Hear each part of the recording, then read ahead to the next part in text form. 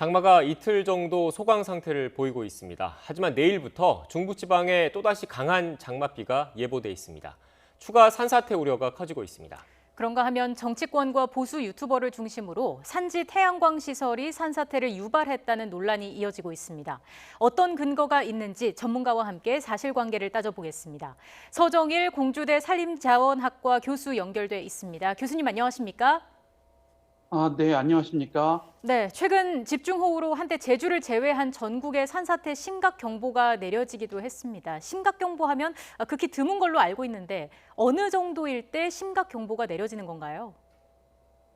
네, 우리나라의 경우에는 산사태 재난 주관 기관인 산림청이 2011년도 우면산 산사태를 기점으로 해서 관심, 주의, 경계, 심각 이렇게 네 단계로 구성된 산사태 위기경보 체계를 만들었습니다. 네. 이 산사태 위기경보는 전국 혹은 광역시도 단위로 산사태 발생 가능성 그리고 인명피해 발생 등의 정보를 종합적으로 취득해서 발령하고 있는 건데요. 이 중에서 심각 단계가 내려진 것은 말씀하신 대로 이번이 처음인 것으로 알고 있습니다. 이 심각 단계는 크게 네 가지 경우에서 내려진다고 정리가 되어 있는데요. 첫 번째가 대규모 산사태가 발생했거나 발생할 가능성이 매우 확실한 경우. 두 번째가 산사태로 인명피해가 발생했을 경우. 그다음에 세 번째가 산사태 경보가 시군구의 50% 이상 지역에서 내려졌을 경우. 그리고 마지막으로 네 번째가 지진 규모 6 이상의 지진이 발생했을 경우입니다. 따라서 이번 심각 단계의 경보는 말씀드렸던 첫 번째, 두 번째, 세 번째의 경우에 의해서 내려졌다고 보시면 되겠습니다. 네. 교수님, 산사태와 관련해서 산림청의 원인조사단 조사위원으로 알고 있습니다. 그래서 이번에 산사태 현장도 좀 방문을 하셨을 것 같은데 좀 다녀보셨습니까? 네, 제가 뭐 일단 여건이 된 대로는 최대로 많이 다녔고요. 다니면서 굉장히 좀 심통한 그런 마음으로 다녔습니다. 인명피해와 재산 피해가 발생했기 때문에 그렇게 쉬운 마음으로는 다닐 수 없었던 그런 경험이었었습니다. 네. 전문가시니까 현장에 다니면서 특히 어떤 게 가장 위험한 걸로 보셨습니까? 토속류가 좀 위험하다 이런 얘기도 나오던데요. 네, 뭐 이번 재해 같은 경우에는 산사태와 더불어서 토속류가 상당히 좀 피해를 많이 유발했다고 말씀드릴 수가 있겠는데요. 이 산사태와 또 토속류에 대해서 좀 설명을 좀 드려야 될 것 같습니다. 네. 일단 우리 산림의 토양층은 간단히 말씀드리면은 스펀지랑 좀 비교를 할 수가 있을 것 같아요. 그래서 예상하시다시피 이 스펀지에 물을 부으게 되면 처음에는 물을 잘 흡수하다가 일정 수준이 이상이 되면 더 이상 물을 흡수하지 못하게 되는 그런 상황이 다다르게 되죠. 그래서 산림 토양도 마찬가지로 보시면 될 것 같습니다. 토양 속의 공국이 물로 가득 채워지게 되면 더 이상 물이 침투되지 못하고 지표면을 따라서 고도가 낮은 그런 계곡으로 흘러 들어가게 되는데요. 따라서 계곡에 흐르는 물의 양은 굉장히 증가하게 될 수밖에 없습니다. 또 음. 이와 동시에는 또 산림 토양 속으로 흘러 들어간 그런 물은 계속 무조건 내려가는 것이 아니라 일정 깊이 이상으로 침투가 되지 못하게 되는데요. 그 침투되다가 결국에는 안반층을 따라서 뭐랄까요, 더 낮은 고도 쪽으로 흐르게 되면서 토양층과 안반층을 분리하게 됩니다. 이 과정에서 산의 허리 부분에 있는 토양층이 집단적으로 떨어져 내려서 사면의 하부로 이동하는 그런 현상이 나타나게 되는데요. 이것을 바로 우리가 산사태라고 얘기를 합니다. 예. 그리고 이러한 산사태가 또 계곡부로 산사태가로 인해서 흙이 계곡부로 흘러내리게 되면 이 토사 그리고 돌, 나무가 한꺼번에 계곡부로 모이게 되고요. 이 계곡부에 원래 흐르고 있던 물과 함께 섞여서 하류로 내려가게 되는데 이러한 현상을 바로 우리가 토속류라고 하게 됩니다. 음. 이번 집중호우 기간에는 특히 토속류에 의한 인명 및 재산 피해가 많이 발생한 것으로 보입니다. 네. 이러한 토속류의 발생은 결국 앞서 말씀드린 것과 같이 장기간의 강우에 의해서 지속적으로 계곡부로 토사, 물, 나무들이 유입하게 되고요. 그리고 계곡부의 유량이 증가함과 동시에 이런 토속류가 발달되었다고 볼 수가 있겠습니다. 예. 이번 주말에 아무래도 좀 비 소식이 있어서 계곡부를 중심으로 토속류에 의한 위험에 좀 주의하셔야 될 거라고 생각이 됩니다. 네. 예, 교수님 토속류 그 산사태 발생 시에 쏟아지는 속도도 굉장히 빠르다고 하는데 이건 뭐 어느 정도인가요?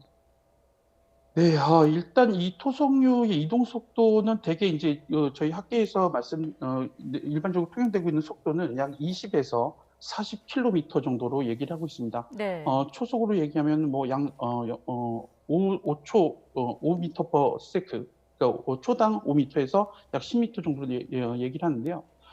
만약에 100m를 10초로 달리는 육상 선수가 있다고 생각할 때 단순히 계산하게 되면 약 36km 정도의 시속 36km 정도라고 생각이 되는데요.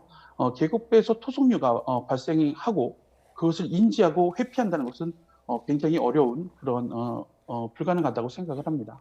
네. 또 순식간에 한꺼번에 엄청난 규모의 흙과 돌이 한꺼번에 내려오기 때문에 그 당하는 사람 입장에서는 훨씬 더 위협감이 느껴지는 거겠죠? 네, 그렇습니다.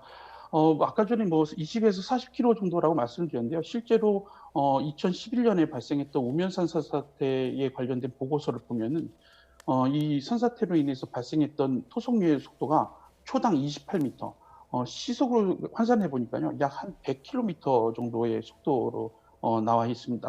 계산이 됩니다. 네. 그 결과적으로 말씀드리면 이 산사태와 그로 인한 토속류가 발생한 이후에 피난하는 것은 어려울 것 같고요. 발생하기 이전에 경계 피난 태세를 갖추고 그거에 따라서 사전에 피난을 가는 것이 중요하다고 볼 수가 있겠습니다. 네. 교수님, 그런가 하면 최근 산사태 원인으로 태양광이 거론되고 있습니다. 태양광 설치 과정에서 일어난 벌채와 미흡한 배수 시설로 인해서 산사태가 유발됐다는 의견인데 교수님께서는 어떻게 보고 계신지요? 네, 제 개인적인 견해, 학문적인 입장에서 말씀을 드리면, 예. 태양광을 설치를 포함하는 태양광뿐만 아니라 모든 산지 개발의 행위는 기본적으로 산지를 뒤덮고 있는 식생을 제거를 하고요. 그다음에 지형을 개변시키는 것이 사실입니다. 그래서 이로 인해서 발생하는 식생에 의한 강우 차단은 그러니까 식생이 없어지기 때문에 식생에 의한 강수의 차단이 없어지게 되고요. 결국 지표면을 흐르는 물의 양은 굉장히 증가할 수밖에 없습니다. 그리고 개변된 지형에 따라 뭐 배수로를 만드는데 적당하게 유수를 분산시키면서 배수가 되게끔 해야 되는데 혹시나 너무 집중하게 만드는 그런 경우도 있습니다. 그래서 또 더불어서 식생의 뿌리가 식생을 없애게 되면 식생의 뿌리가 같이 없어지는 거기 때문에 우리가 식생의 뿌리가 토양을 수평 그리고 수직 방향으로 꼭 잡아주고 있는데요. 이러한 이 식생을 인위적으로 없애게 되면 결국에는 토양의 결집력은 굉장히 약해지게 됩니다. 네. 그래서 우리 산림 토양의 침식, 나아가서 산사태가 발생할 수 있는 가능성이 상대적으로 건강한 숲이 존재하고 있는 곳에 비해서 그런 발생 가능성이 높다고 볼 수가 있겠습니다. 네. 교수님 말씀을 들어보면 결국 자연적인 산림에 인공 시설이 들어간 거지 않습니까? 그래서 산사태 네네. 위험은 아무래도 더 높아질 수밖에 없다라는 말씀이신 것 같은데 산림청 같은 경우에는 반박을 좀 하고 있습니다. 산사태 발생 지역 중에 태양광 시설이 설치된 곳은 1%에 불과하다 이런 자료까지 냈는데 여기에 대해서는 어떻게 생각하십니까?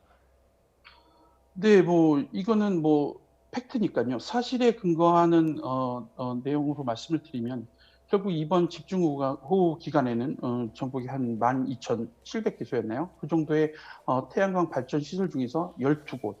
계산해 보니까 약 0.1% 정도 되더라고요. 그래서 그 정도에서 산사태가 발생한 것으로 집계가 되었는데 이 결과는 현재 제 개인적인 견해가 아니라 그냥 사실 그대로 말씀을 드리면 현재 태양광 발전이 설치되어 있는 곳이 산사태가 발생하기 어려운 조건, 다시 말해서 산사태가로부터 굉장히 안정된 그런 조건에 있거나 혹은 산사태가 발생할 수 있는 조건이지만 그에 대한 어떤 대비책이 잘 갖춰져 있는 그런 조건이라고 추측을 할 수가 있겠습니다. 예. 이거는 부정할 수 없는 통계적 근거에 의해서 말씀드리는 내용입니다. 네.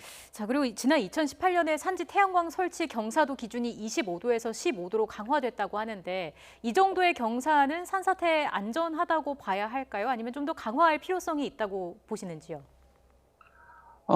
네, 말씀하신 대로 산림청이 2018년도 11월로 기억을 하는데요. 2018년 11월에 우리 산림자원법 시행령을 개정해서 우리 경사도 기준을 기존 25도 이하에서 15도 이하로 낮췄습니다. 일단 이번 집중호우 기간에 발생한 산사태 통계 자료에 근거해 볼 때 12개소의 산사태 발생 태양광 발전 시설은 모두 2018년에 허가 기준 강화 이전에 설치되었던 점에서 이 허가 기준 강화 그 자체가 태양광 발전 시설에서의 산사태 발생을 막는 데는 기여했다고 볼 수가 있겠습니다. 네. 다만 이 15도라는 기준이 현재 산사태가 발생한 12개소에 대한 태양광 발전 시설에 대한 시설이 위치한 산지의 경사도에 대한 정보, 그리고 그 외에 뭐 공신력이 있는 연구기관에서 수행한 그런 연구 결과에 의해서 다시 한번 검토돼야 할 것 같고요.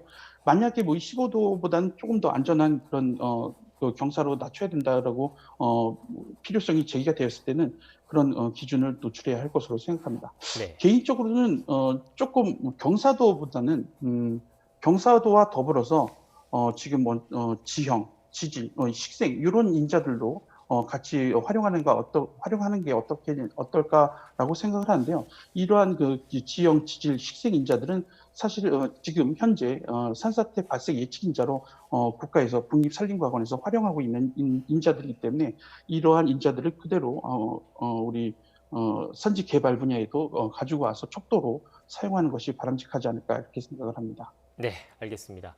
오늘과 어제와 오늘은 장마가 송강 상태에 있는데 내일 또 중부지방을 중심으로 장맛비가 내린다고 하니까 교수님 말씀 지금까지 쭉 해왔던 말씀을 좀 유념해서 산 주변이라든지 뭐 경사로 주변에 거주하시는 분들도 각별히 시설 관리 등에 주의하셔야 될 것 같습니다. 지금까지 서정일 공주대 산림자원학과 교수와 함께 이야기 나눴습니다. 교수님 오늘 말씀 고맙습니다. 네, 감사합니다.